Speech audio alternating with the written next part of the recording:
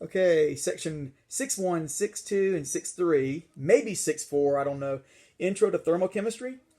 This is a worksheet. You're going to do is internal energy, heat, work, all that. Number 1, number 2, number 3, number 7, number 8. These are on the back. Okay, and if I can do the other ones, I will. I don't know if I'm going to do 6.4.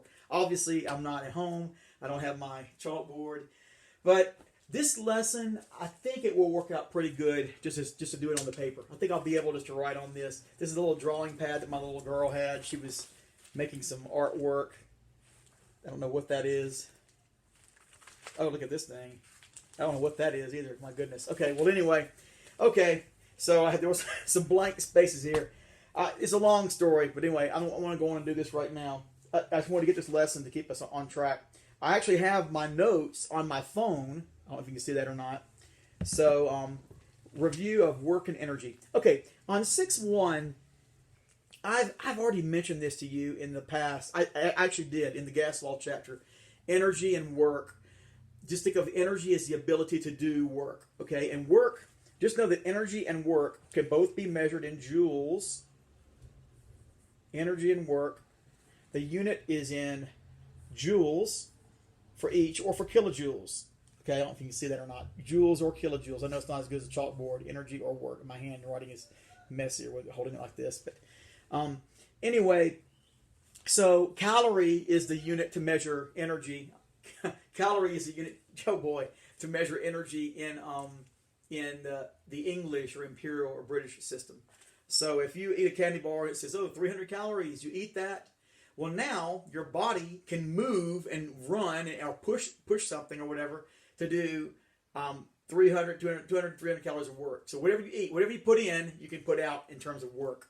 I mean, if you want to think about it too, just your heart beating and muscles, your lungs and expanding, contracting, all that uses energy as well. And that uses calories, uses joules as well. Okay, so I'm not going to really go through this. I put this in energy. Kinetic energy is energy an object has due to motion.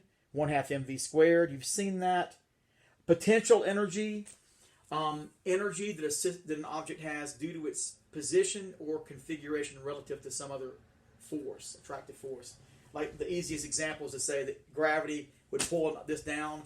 I've told you that before as well. Like here, it might have 100 joules of potential energy. Now drop it to the floor, okay, and 100 joules of potential energy have been given off.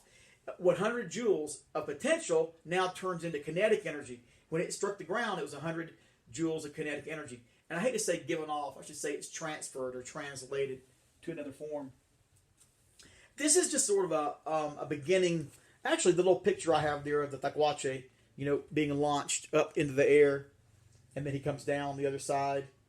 I think you have that in there. In one picture, when he's going up, kinetic energy. We throw this up in the air, and I've told you this before too. When I throw it up in the air, okay, at the highest point, its kinetic energy is 0. Okay, it leaves my hand. Let's just say it leaves my hand with 50 joules of kinetic energy. It leaves my hand 50 joules. Okay, at the highest point, if I could just stop it, at that highest point, it now has 0 kinetic energy, 0 joules, but now it has 50 joules of potential energy. When I let it go, it goes back to my hand. Now that 50 of potential turns back into 50 of kinetic. So that's just something that we saw in the, let me see, so kinetic to potential, or potential to kinetic. I'll just draw a little diagram to show you, like, I don't even see it that good, messy. As we went up, kinetic is changing to potential because of gravity. As you go down, potential energy is turning to kinetic energy. What a mess. I'm like, what is he talking? Yeah, this is more of an intro. I'm not going to, I just wanted to review that you know what energy is in joule and work. That's probably the important thing. Work is what energy can do, okay? Ability to do. And work is the ability to influence the state of motion of some other object.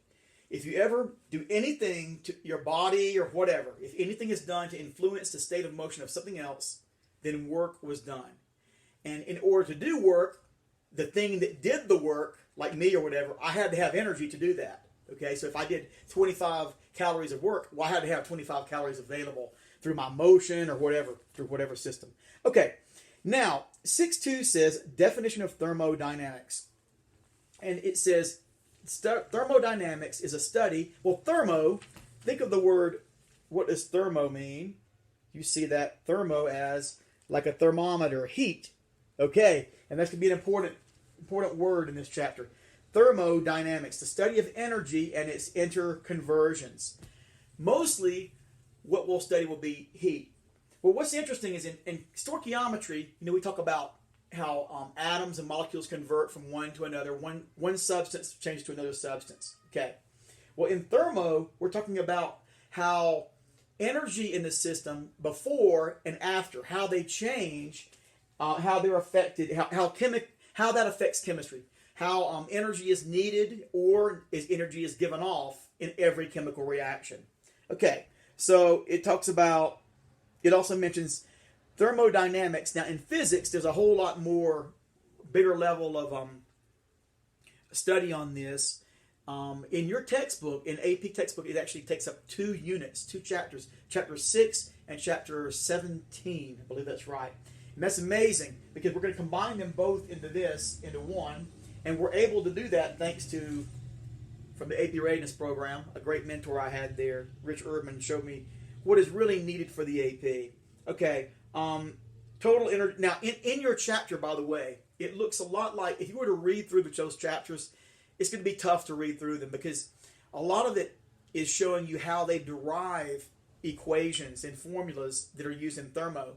Now, in the gas law chapter, I think we had like 12, 15 formulas and equations we gave you, and they're on this formula sheet. You'll look at them when you do tests and all that, the AP exam. But in thermo, they're also not quite as many. So you can kind of think in your mind that it'll be kind of like the gas law chapter, but probably less information, believe it or not, once you see what's really important. And probably less equations. Maybe, I don't know, I'm going to guess like 7 or 8 equations only in this chapter. But in the chapter, if you try to read the book, they're going to show you, like from the physics point of view, how they derived all these formulas. That is not anything that's required in AP. Now, when I first made the notes packet that I gave you, I put some of those derivations on there. But you know what? They're not needed. So don't be afraid. One day I might update my notes and make it even greater. I did put a little summary near the end, but just pay attention to what I'm going to be showing you now and what I'll do in my video lessons, and that'll be all you have to really focus on. The book will be great for problems and to see like sample problems worked out and to do the work. Okay, so law of conservation of energy. Total energy in a system is neither increased nor decreased. It's not created or destroyed, but it can be transferred from one object to another, and it can be transformed from one form of energy to another. Like I showed you a moment ago, just trying to say like kinetic can turn into potential or potential to kinetic. Radiant energy, like the sunlight, the one that's hitting me, can turn into energy as well. We know we can turn radiant energy into like potential energy to store up, charge a battery, a solar battery, or like a solar calculator. And then it can turn into electrical energy, we'll call it that, which is really, electrical energy is just kinetic energy of electron charge, particles. You can say particles that are moving. So radiant energy can charge a battery. The battery can be used to make electrons move around in your calculator. Okay, all right, or any device that uses it, your cell phone, whatever it will be. Okay, so, all right, first I need to talk about this thing about system and surroundings. Now, I'm going to draw a little diagram for you here. And actually, you can see this diagram. It's in your notes already, but I'll tell you where to find it. It is on, let's see. You'll see it. Okay. Okay, yeah. You have to look at 6-3. 6-3 says first law of thermodynamics, and then you go to the next page, and you're going to see this diagram that looks like that, like a cylinder. It is actually a piston. Now, I'm just going to let you look at the picture, then I'm going to go back. I'm at 6-2 right now. So on that piston, what I'm going to do,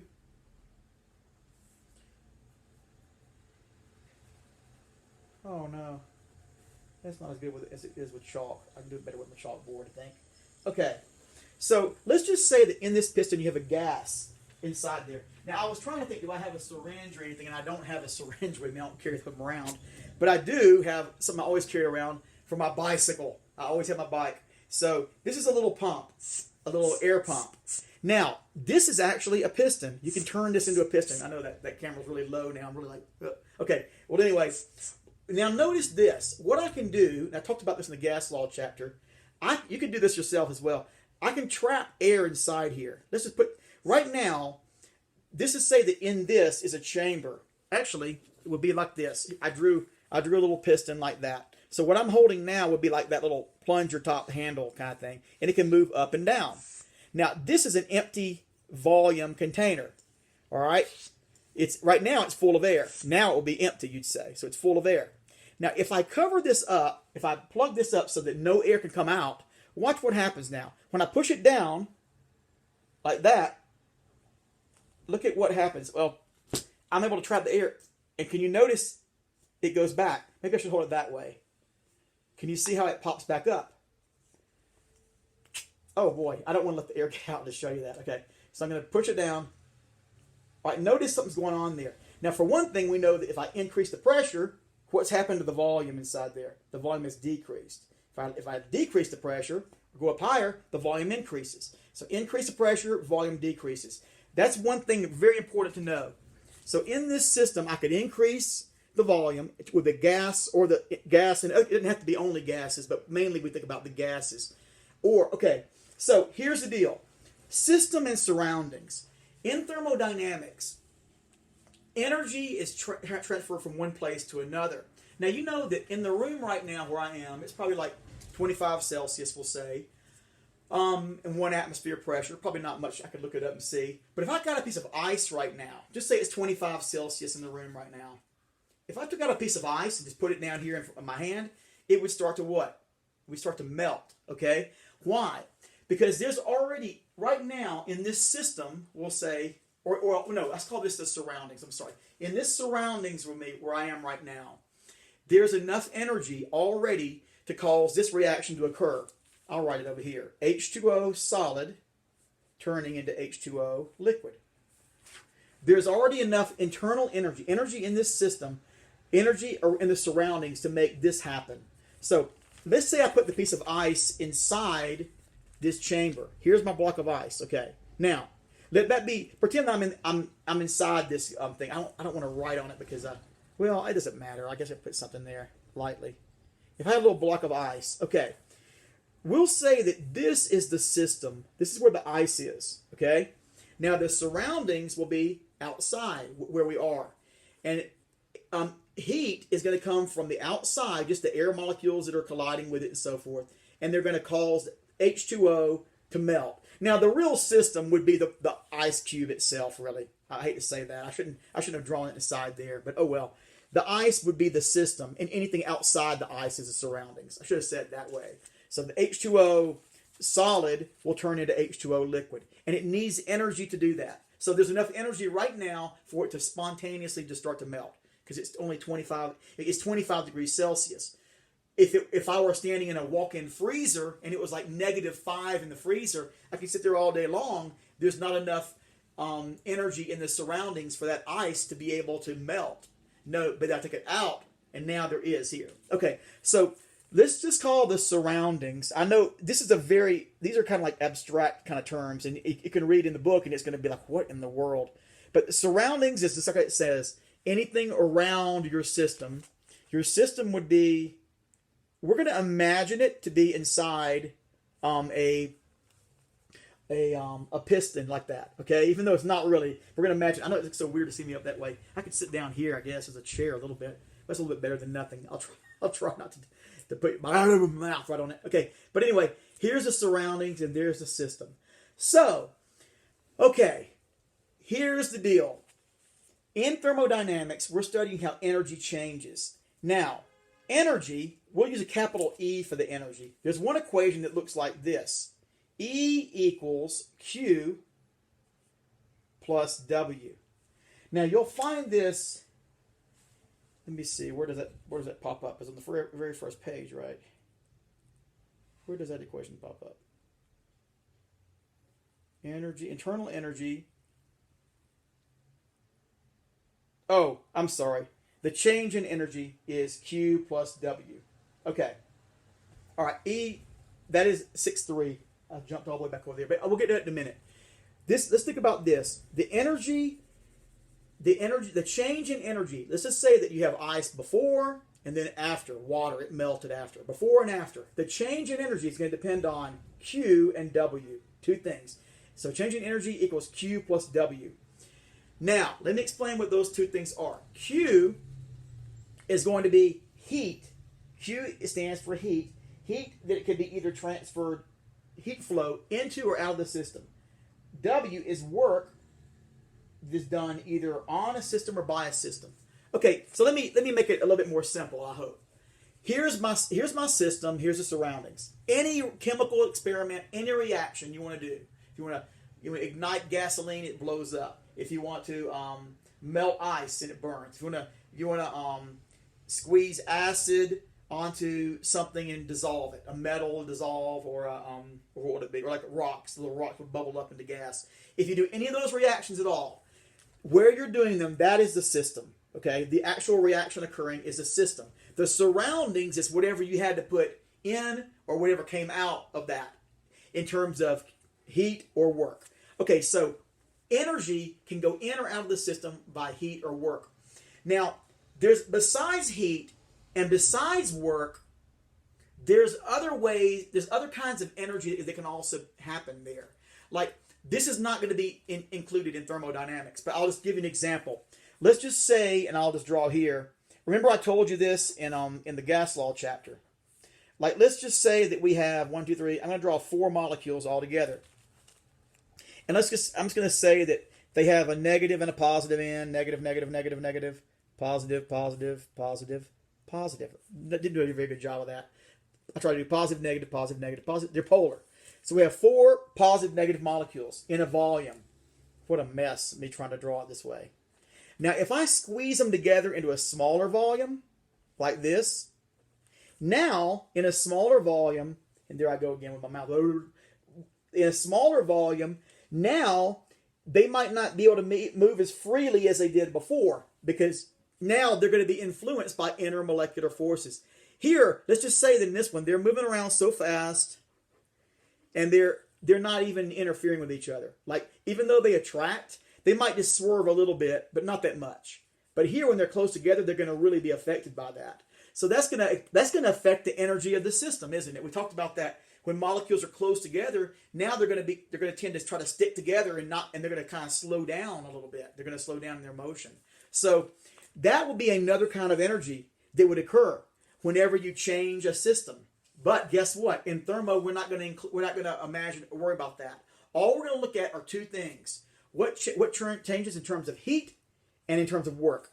And mainly, it's only going to be heat. You'll see that.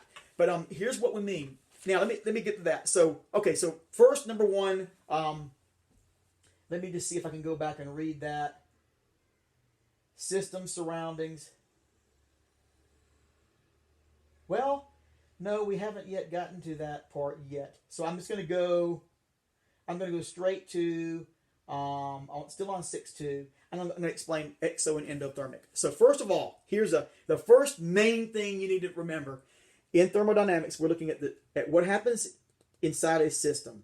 And system is either going to lose heat, either heat can go out, or heat can come in. Or the system can do work on the surroundings, or the surroundings can do work on the system. Okay, so there's 4 things that can occur. Okay, now, first we'll talk about heat. That's the easy one. In your notes, I have under 6.2 a reaction written. And I believe, did I ever change this to the right number? Oh no, I do have it. Yeah, I do. This is correct. 180 kilojoules. Well, I'll tell you what, before I write that down, let me write this down.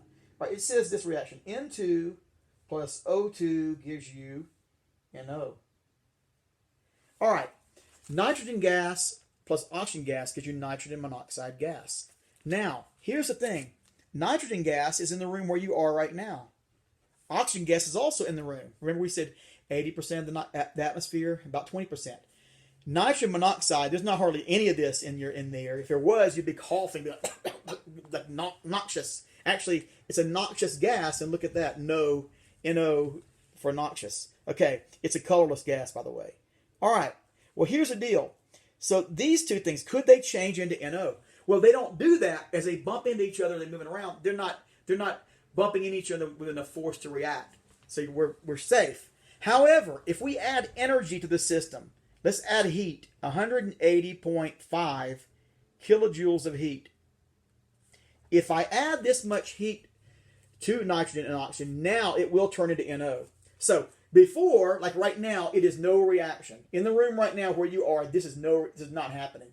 But if we added enough heat, and that's a great amount of heat for to add to 1 mole of these two molecules, mole and mole, 2 moles, then it will occur. That will happen. Now, if heat has to be added to something, we call that endothermic. Endothermic. All right, the word endothermic. That means that the reaction required energy in order to occur. Or another way to say it is the reaction absorbed energy in order to occur. And I'm going to give an example of that in a moment. I'm going to wait because right now it might be a little confusing. Now, there's a symbol that we write for this. It's called delta. That means change. At the end of a reaction, we can write delta, then H. Now, originally, guess what H stood for? Heat.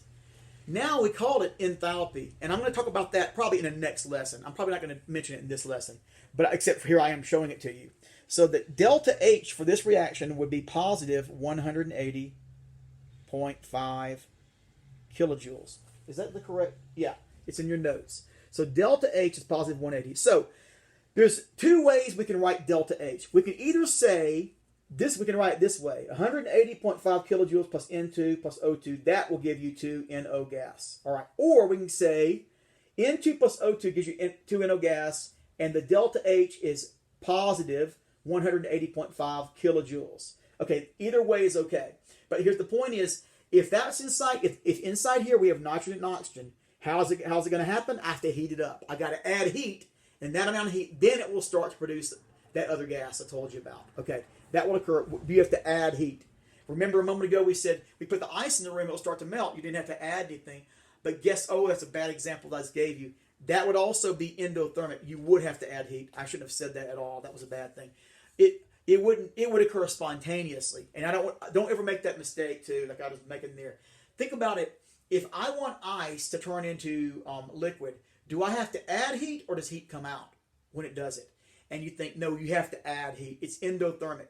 You know that because if I gave you ice, if I were to add fire to it, heat it up more, it will melt even faster. So you know that it requires heat to do that. Ooh, I made a little, yeah, sorry. I almost threw you off track there.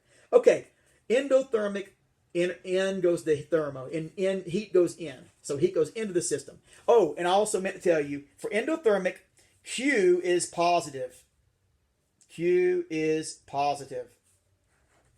Q is the heat flow of the system. So the Q is the heat you would measure flowing from the system. How much heat in kilojoules or joules you'd measure. That's Q. Now delta H, this is related to Q, and it's turning Q into stoichiometry. So if you just measured how much heat was going into the system to cause it, then that would be called your Q value, the heat flow. And it's also measured in joules or kilojoules. Okay, so endothermic, Q can be a number in joules or kilojoules. I didn't give you the number for Q. Endothermic means Q is positive and delta H is positive. They will always be the same. And it means energy goes in. Okay, exothermic is the opposite. And these are the more fun reactions, of course. And I've got an example, and I need to show you the graphs of them as well, too, in a moment. I know, I wish I had a chalkboard, it'd be better. CH4 plus 2O2 to give you CO2 plus 2H2O. Uh-oh, I wrote it kind of bad there. But this is in your notes as well. So CH4 plus CO2, plus 2 oxygen gives you carbon dioxide plus 2 H2O. This is an exothermic reaction. Now, what is exothermic? Okay, if I had a piece of wood, in fact I do, I have a little chair right here, the handle of it is wood, it's our relatives, but if I were to burn that right now, if I set it on fire, think about this for a moment. let this be like the gas, the CH4. Now I'm not about to burn it, okay? But if I were to burn this, if I light a match and I were to burn this right now, okay, first of all, you'd say, well, okay, you have to add some heat to that, don't you? That's true. You always are going to need a little bit of energy added in both endo and exo. Exothermic also, you need a little bit of energy to add. It's called the activation energy. You might have heard of that term in AP Bio. But anyway, nevertheless, if I want to burn this, let's just say that I put a little bit of, just a baby little lighter, just a baby little spark. I just make a little flame right here. Not much, just a little baby flame. I'll start it up. Now I'll stand back. What's going to happen? It is highly exothermic when wood burns. Okay? When it burns, it produces a lot more heat than I added to it. I'm going to add a little heat to start burning it. Then it's going to produce so much heat as it burns, it'll burn the wood next to it, and next to it, and next to it, and next to it, and next to it, and all the burnt, it will continue to burn and burn and burn and burn and burn and burn all on over and over, all the way. And you'll get out a whole lot more heat than that little match you put into it. That is an exothermic reaction. CH4 is methane, okay? It's an organic gas, just like propane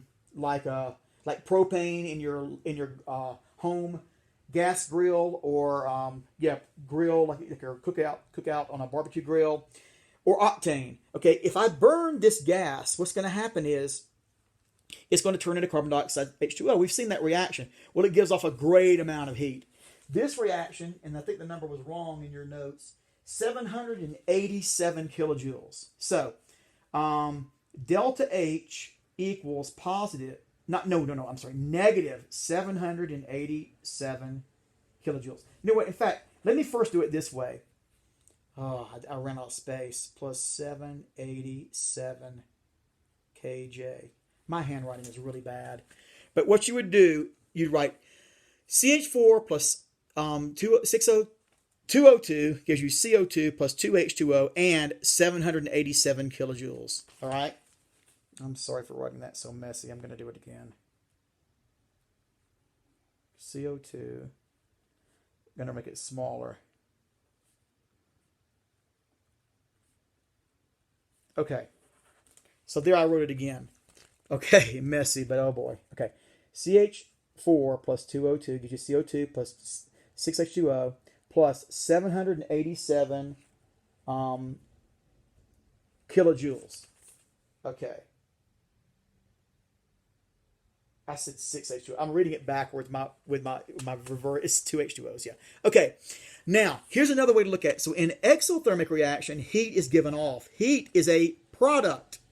In an endothermic reaction, heat is a reactant. Notice, if you see kilojoules on the left, on the reactant side, it's endothermic. Heat had to go in to make that. That makes this bump, and that works. Here, there was some, we never write down what's called the activation energy, but once this reaction starts, it gives off a lot of heat, 787 kilojoule for every mole. All right, that's exothermic. And now, because of that, the delta H value for exothermic, we write it as negative 787 kilojoules. Delta H is negative. Negative means heat left the system, 787. Positive means heat was added to the system. So here we go. Go back to our little system again. If heat goes in, heat goes in, it's endothermic. It needs energy, okay? If heat goes out, it's exothermic. Heat in, Q is positive. I mean, we had to add heat to make that work. If Q is negative, that means heat went out, okay? Delta H and Q will be the same thing. Delta H is positive, endothermic. Delta H is negative, exothermic. Okay, so endothermic, exothermic, heat in and heat out. That's the first two things that are really important to know. Heat goes in, heat goes out. Oh, okay, here's another way to think about it. Okay, so let's just say, and I can't wait till one day we can do an experiment and do this, but okay, so if I have here's a little water bottle. If there's, let's just say that in this water bottle, let's just say we put some chemicals in here, and you start shaking it up, and it starts to get really hot. Okay, they have some, what do they call those, for swelling or for hurting if you hurt your arm or muscles, I guess, like a heat pack or whatever, and you squeeze it together or whatever, and it gets warm, gets hot. Okay, think about this. If this is hot, if I mix some chemicals in here and it starts to get hot, do you think the reaction inside is exothermic or endothermic? Hot. Gosh, it's getting hot. Hot, hot. Okay. Exothermic. Obviously, it was exothermic. Inside here, the system, the chemicals are mixing and they're giving off heat. The heat is coming out to my hand. It's hitting my hand. It's hitting the surrounding. So if you mix some chemicals together and it's hot, gets hot, that's exothermic. On the other hand, what would it be if it's endothermic? That must mean it gets what? Cold. Now that's kind of strange and non-intuitive. You wouldn't normally think that, but it is true. Okay? In fact, I'll tell you an easy one. Hold a piece of ice in your hand. If you hold the ice in your hand, it feels cold. What's happening is the ice is melting, but it's melting in part because, well, in a great part, because your hand is giving heat to it. Your hand is warmer than ice, okay? So when you touch the ice, it feels really cold because heat is leaving your hand and is going into the ice to melt it. So anytime you feel a reaction, they have cold packs as well. Like they have hot packs and they have cold packs. I'm thinking of like glove warmers. That's what the hot things are. They can make glove. Well, anyway, if there's a chemical pack or whatever and you squeeze it and it gets warm, that's exothermic. If you put some chemicals and you squeeze them together and it gets cold, then the reaction inside the cold pack is endothermic. Okay, endothermic. All right. One more thing I need to tell you about endothermic and exothermic is a graph. And this is in your notes as well. And I did a little graph. I did it like this. I'm just going to show you. Well, let me see. I'm going to draw two graphs for you. PE stands for potential energy. You'll see these under 6.2, about the third or fourth page. You'll see this. Potential energy is on one side. And then on the bottom, we have something called the reaction coordinate. Now, you don't have to really worry about what that means for right now. I'm going to tell you. I'm going to tell you that in a minute. You wouldn't need to know yet. Reaction coordinate. Okay, so here we go. So first of all, here's a potential energy reaction coordinate. Potential energy reaction coordinate. So first, let's do exothermic first. Let me show you an exothermic graph, what it looks like. So we talked about CH4. An exothermic graph, you need to just memorize, will always look like this. I'm going to come out. Nothing's happened yet. Now I'm going to add activation energy, and now we come down. And we're going to come down to a low level there. Okay. Look at that. It's like going over a hill and coming down. And it's like you're going up a hill, but then you go way down higher to like a valley hill. Okay. On this side, when you began, you just had CH4 and O2 plus O2. You had CH4 and O2. These are the reactants, R. Then at the end, up here, we added some heat. We started to react and burning it. Then it released, and at the bottom, we have the products, P, and they were H2O plus CO2. The products. Now, here's what you need to notice. In terms of energy, potential energy, you started up here, you added a little bit of heat, but you ended way down there. So the change in energy, if I were to make a little dotted line and I go straight across there, and I could read a number there. Now, I'll show you what that number is in a second. And I'll make a dotted line right here.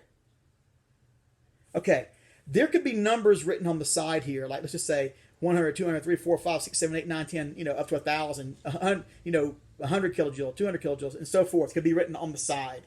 But in this case, we said that reaction is 787. That means it's about 800. So we can just say, yeah, actually that might work out good. This could be 800 right here. So that number is 800. The energy started just below 800 at 787. And it went all the way down to 2, 4, 6. Well, should be another 2. Should be down to 0. Well, not. Yeah, in that case it would be down to 0. But oh well. Well, the point is, I'm trying to draw this. When I went from 800, I went down. We'll just say it's 0 right there. I mean, it wouldn't really be 0, but we'll just call it that. The change in heat, the change in enthalpy, I should call it, would be negative 787. If I go from this level and I count down to there, that's 787. So on my graph, you start at a high point and you end up lower than you began. Okay, that would be an exothermic. So don't worry so much about the number for now. But I'll just tell you, in an exothermic, you start up and you go down and you end at a lower point. That shape shows you it's an exothermic reaction. Now, it just so happens if I take that number, well, or we'll say final minus initial. The final number of energy minus the initial number for energy will be negative 787. Makes sense. It's negative because you have a small number here minus a large number there. Change in H would be like heat or whatever would be like H final minus H initial. We're not ever going to talk about H final and H initial, by the way. But anyway, but just so you know, that will be the energy. 787 will be the kilojoules. Okay, in an endothermic reaction, the graph will be the opposite way. This is like the one, I think burning wood is a good example to talk about that. So I'll start it down here. Well, I didn't do as exciting here, but oh well. I did not make it as long, but it will look like that. So in this one, we went up a hill and came down really far into a valley. Here you go up a big hill, but then you don't come down that far at all. So you end higher than you started. That is endothermic. I'll try to make this. What was the reaction again? It was, nitrogen and oxygen. Actually, I can probably fit that in there real small. N2 and O2. What a mess. I did such a bad job of labeling it. I try to put N2 plus O2 right there. So here you have N2 plus O2. Yeah, I'll put it below it. Here is N2 plus O2 on that line. You added heat to it. Like I told you how you had to add some heat to start it burning. But then notice that what happens... Oh, I was showing you the example of the wood. Oh, no, that's not right. Yeah. Oh, boy, what a mess. Okay, never mind. You add heat, and then it comes off, and it gives off a little bit. Doesn't really give it off. As a net thing, you had to add a whole lot more heat than you got out. Notice that. That's an endothermic. And you produced NO. Now, so the graph goes up for endothermic, and the number... It's so awkward doing this on the paper, but I hope you followed this. What was it? It was 180.5. Delta H was 180.5. And it's positive 180.5. So if I made a dotted line right there, we'll just say, and I ended up here on the top, the difference between those two levels, delta H, is 180.5. I know it's hard to see that. So but when you started here, you end up there. All right, so here's the takeaway thing to remember. And I will tell you one more thing about endo in a minute. So in an exothermic, here's the shape. So if you see a graph that looks like that, you know it is exothermic, okay? The next thing is, if I take the level where you started, final level minus the initial level, it's negative. Exothermic is always negative. In this case, we say negative 787 for that reaction. For this reaction, the final minus the initial is going to be a positive number, okay? Oh, I'm sorry, because the final is on top now, the higher number minus the smaller number, 180.5, endothermic. And another way to say it is, again, if I wanted to light this thing with a little match and I let it burn, it will continue to burn on and on. The heat produces so great, it will burn the wood next to it, next to it, next to it, next to it, next to it, and so forth. Wood is a hydrocarbon. It's mostly made of carbon, CH as well. It's not CH4, but you can think of it like CH4. It will continue to burn on until the whole thing's burned up. That exothermic. But now, instead of this chair, let's just say I had a giant block of ice. And to make it even better, to not confuse you, I've got this a chair of ice, and it's inside a walk-in freezer. If I went up there with a lighter and I start to light this thing, if it's solid ice, I'm sitting there lighting it. Oh, I'm starting to melt it. I melt it. What happens when I turn off the lighter? Okay, it stops melting. So I melted away. All right, I melted away the bottom leg of it or whatever. I melted that away. It will stop. The reaction will not go anymore until I add more heat. So in endothermic, you have to constantly add heat in order to melt the ice. Constantly. So some chemical reactions are that way. Every chemical reaction is either endothermic or exothermic. So every equation you've ever written out on Monday quizzes or anything like that, they're always either exothermic or endothermic. There are a few rare reactions that could be argued to be called isothermic, meaning nothing changed. But I've never heard much about those at all, except the name isothermic. Okay, so now you know exothermic, endothermic. So in an endothermic reaction, Q is positive. Summary. Endothermic, Q is positive. Negative Q means it is what? Exothermic. So, in our system, back to our little picture again. Okay? If heat goes in, if heat needs, for this reaction to occur, if heat has to come in, Q is positive. If heat goes out, Q is negative. Okay? And if Q is positive, delta H is positive. If Q is negative, delta H is negative.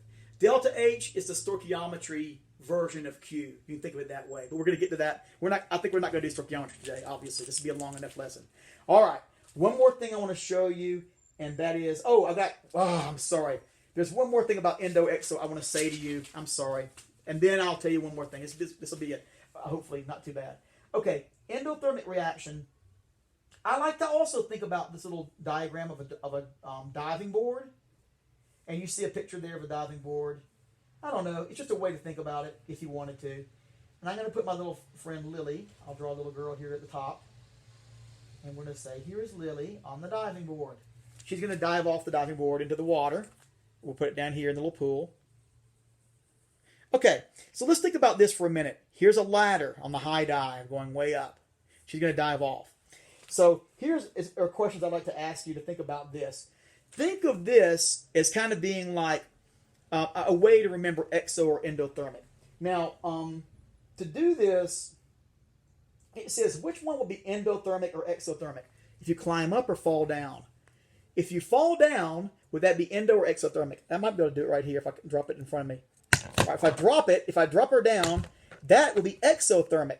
The energy is released. Another way to say is this. When she went up, endothermic, that would be endothermic going up. Because she has to add energy. She crawls, she's climbing up the stairs. She's having to add energy to get to that higher level. See, she's having to work against gravity, if you want to think of it that way. So she's climbing up. That's endothermic. So endothermic will be going up. So it says under that, this is under 6.2, the third little square, under endothermic, and is a diving board. Which is endothermic or exothermic? Climbing up is endothermic. Climbing down is exothermic, or falling down. Okay? Think of a bond between Earth and Lily. When a bond forms or strengthens, what happens? Okay. Now here's the weird one. Okay.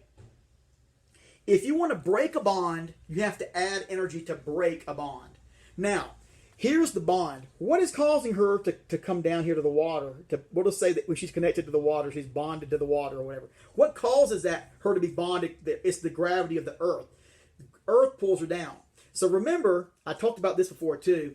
When you're right on the Earth's surface, standing on the Earth, you have the greatest weight. The higher you go, imagine that she were like 10,000 miles above Earth, okay? If she was way up that high, well then now her weight is going to be a lot lower. A lot lower weight because she's farther from it. So where does she have a greater, stronger bond to Earth when she's down lower? So the bonds are stronger when you're down here, and up here they're weaker. Now, the reason I say that is because in an endothermic reaction, let me go back to my graph and show you. Well, let me finish my analogy first. So climbing up is endothermic. Falling down or climbing down is exothermic. All right, the next thing, when a bond forms or strengthens, energy is released. When a bond breaks, energy is absorbed. That's the part that's kind of weird. So when you form a bond, the second one makes sense. When a bond breaks or weakens, energy is absorbed or required. If my hands are two atoms bonded together, if I want to break them apart, I got to add energy to pull them apart. That's endothermic. Okay, I had to pull. My hand is stuck to this bottle with glue. All right, that was an endothermic. I had to add energy in order to pull that away. Okay, when you break a bond, when a bond breaks between two atoms, it's endothermic. Now, when a bond forms, that's exothermic. That's strange. It doesn't make sense. But when a bond forms together, heat is released. That's a strange thing. That's not something you would normally see, but you will be able to see it from when we do experiments, and there'll be some examples that make sense. So there's Lily. So when she falls down, exothermic, heat is released, and the bond is stronger that she has on Earth. But she climbs up higher to the mega diving board. Endothermic, we're adding energy. We're weakening the bond between her and the Earth, or we'll say, and we're weakening the bond. And exothermic, okay, and there she is apart. Where's the high potential energy? Here is high potential energy, and here's low potential energy, anywhere below that point, okay. Where are the stronger bonds and the weaker bonds? On the average, the stronger bonds I told you are going to be at the bottom part and the weaker bonds at the top. Okay, the reason I tell you that analogy is because you can use that on the graphs I just showed you a moment ago. So here they are. So here we go. So in an exothermic reaction, energy is released. You see, she was started here in a lower place. All right. The reactants are at a higher potential energy on the average than the higher level of potential energy than the products. That makes sense from the graph. In an endothermic, the reactants are a lower potential energy than the products are right there as well. Uh-oh. There's all kind of sounds going on outside, craziness. Okay, so potential energy is low for an endothermic reaction. Potential energy is low for the reactants, and the products are higher on the higher potential energy. Okay, the average bond strength. Okay, who has stronger bonds on the average? In an exothermic reaction, the average bond strength of the products is stronger. I'm sorry, because they're closer down to the bottom. You have stronger bonds for the products on the average than the average strength of the bonds of the reactants, because they're exothermic. That's a little thing to think about. So closer to the Earth, stronger bonds, weaker bonds here. Here, the products have the stronger bonds. No, the weaker bonds. Sorry, products are the weaker bonds, and the reactants have the R. Oh boy, the reactants have. My pen has stopped writing. Oh, that's great. Oh my goodness. Let me see. Okay, it's back now, and I've made a big scribble there.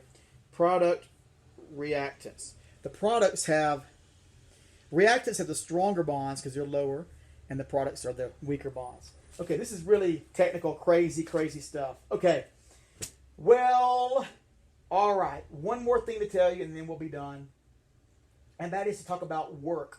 All right, so back to 6.3 again, and back to my little picture. I hope y'all can, you might need to have a break a little bit here, but I think I'll get this next part. I hope this will be a little bit shorter, a lot shorter, I believe.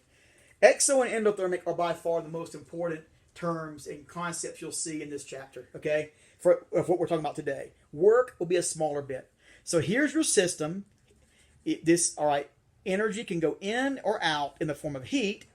Q could be positive, endothermic, or heat can be negative, exothermic, or work.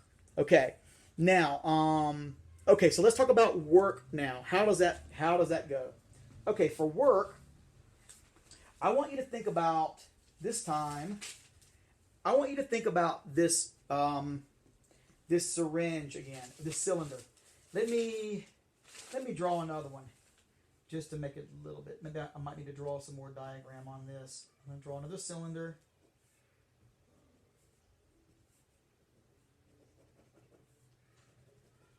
Okay, so here's the system. Now, so here's our little system. Work. Think about work in the system. I'm going to go and show you an equation. Work is negative P delta V. Or I should say, yeah, I'll just say that. Work is negative P delta V. We're not really going to use this equation very much, but I just want you to notice one thing. What the work regarding the system, the work will be negative of the change in volume. Can you see that? Work negative to the change in volume.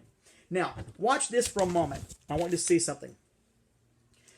When we talk about work, we're going to say when a chemical reaction occurs, we already said heat can go in or heat can go out. Well, one more thing can also happen, and that is the system could expand or contract in volume. That's all we're going to look at in thermo. The heat that goes in, heat that goes out, and whether or not the system expands or contracts or doesn't do anything. It can stay the same. No work could be done.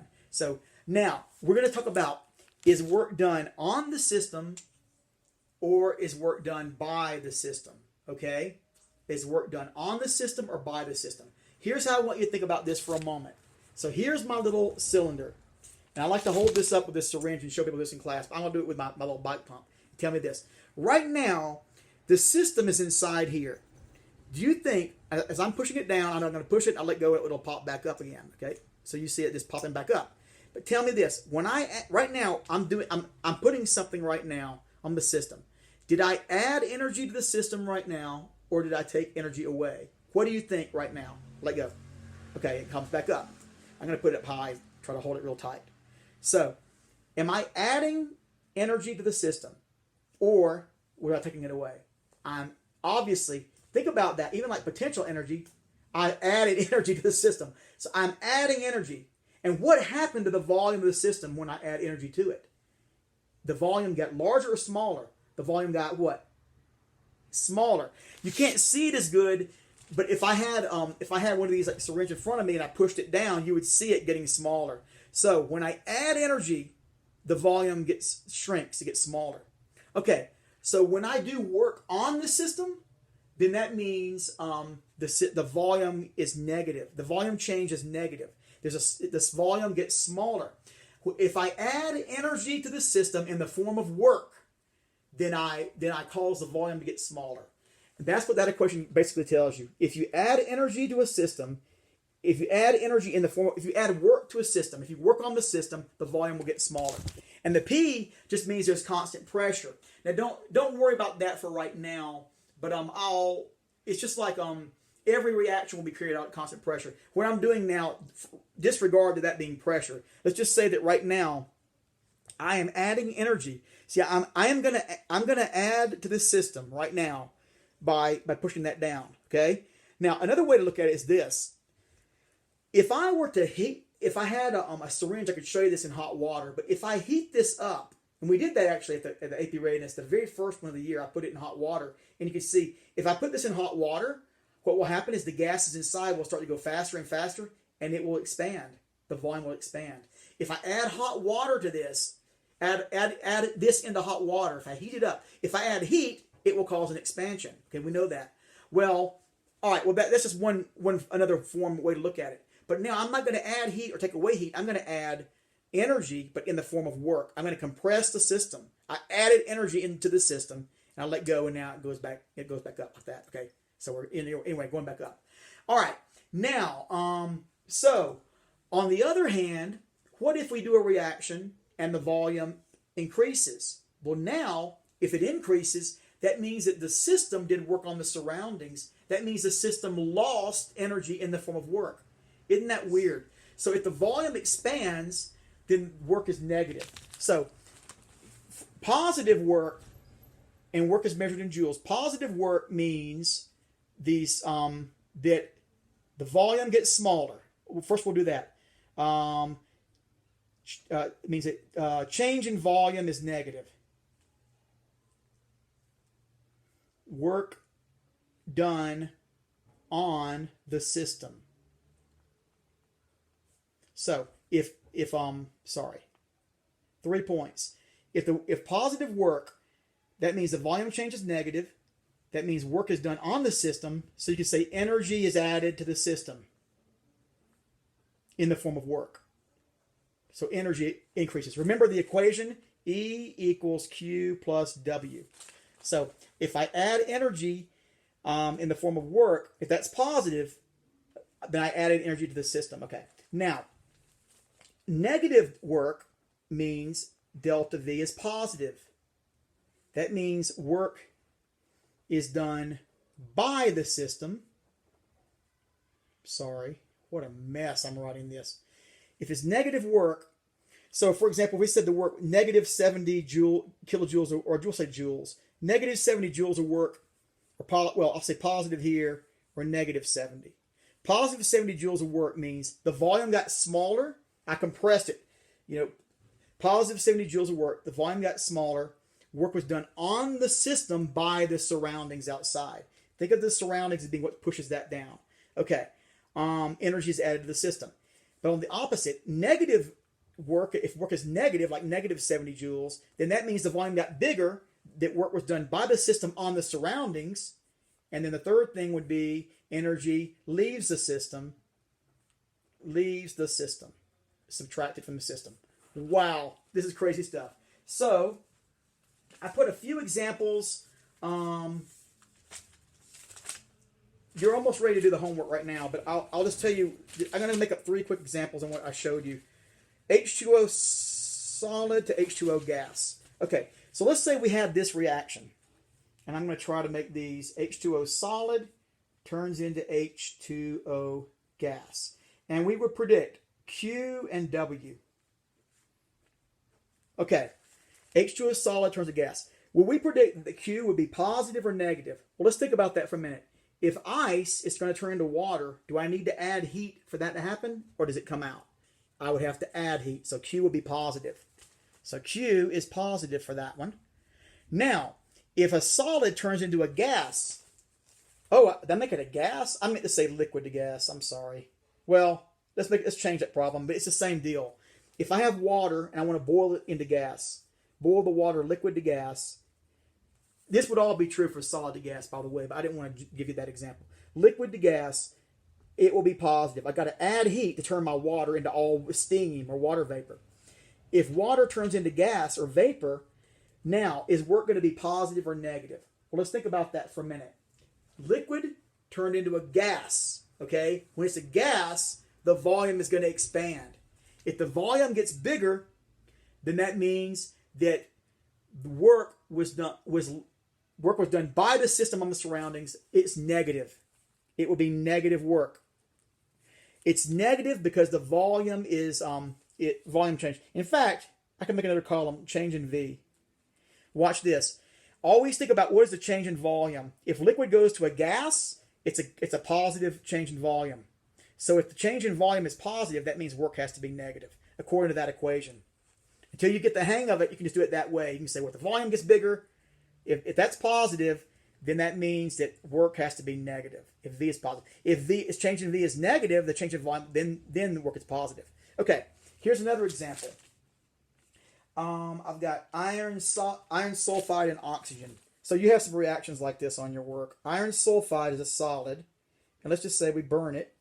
So I'm going to burn iron sulfide. It's going to give you iron oxide and sulfur dioxide. So let's just say you get Fe. I'll just put iron 2 oxide and SO2. Okay? So I'm going to get iron oxide and sulfur dioxide. Now, I would actually need to balance this. Let me see. 1 iron, 2. 1, 2, and 3. So I have to have 2 of those. 2 of those. 2 iron, 2 sulfur. 4, 6, 3. Okay, that would balance it. I'd need to have 2 iron sulfide plus 3 O2s to give you 2 FeOs and 2 SO2s. 4, 5, 6 oxygen on the right, 6 on the left, 2 iron, 2 iron, 2 sulfur. Yeah, that's correct. Okay, now here's what you would need to know. Iron oxide is a solid, and iron sulfide is also a solid. But now oxygen, O2, is a gas. You have 3 O2 gases on the left and 2 O2 gases on the right. So let's try to predict Q, W, and change in V. So first of all, iron sulfide O2, combustion. Pretty much every combustion is always going to be exothermic, going to give off heat. You can just know that. I'll tell you, combustions are always going to be exothermic. But a decomposition will be endothermic. Like chemicals will not just decompose. If you want to decompose something, a chemical, an arrow, you got to add heat or electrical energy or something, electrolysis. Okay, but back to this again. So this is going to be, it's going to be exothermic. That means that Q is negative, exothermic. So that value will be negative, Q. Now, whether or not work is done on or by the system, first let's think about the volume of the system. The way in thermodynamics, the way to look at volume, solids don't really take up much volume at all. But if gases change, then that means a lot. If you have 3 moles of gas here and 2 moles of gas here, we learned in the other gas law chapter, 3 volumes of gas to 2 volumes. That's like saying the cylinder, the size of the cylinder might be, I'll do it like that. It might be 3, just say that the piston is up here. It might be 3 volumes here, but in the end, it goes down to only, we'll just say 2 volumes. 3, so that gives it away. 3 goes down to 2. So your volume is negative. It goes from 3 to 2. Your volume change is negative, which means your work must be, if volume is negative, think about if volume change is negative, put a little negative inside that parentheses, then the work is now negative. Negative is positive. Work is positive. Okay? So the equation can help you predict. Whatever the volume does, the work is opposite. If volume gets smaller, negative, it changes negatively, then the work is positive. But it also makes sense, as I told you before. It's like if I compress this down to 2 volumes, it's like I have added energy to the system in the form of work. So it's positive work. I've added positive work. Wow. That was a long intro lesson for thermo, and it's kind of crazy stuff. But I want to tell you something also. In the long run, much of what we said right here, it's real important to foundation to what we're going to be doing in the next part of thermo. But you're going to find this to be, you're probably going to like this chapter a lot. It might not sound like it from today's lesson, but it's a lot of stuff. But anyway, thanks so much, you guys, and I will see you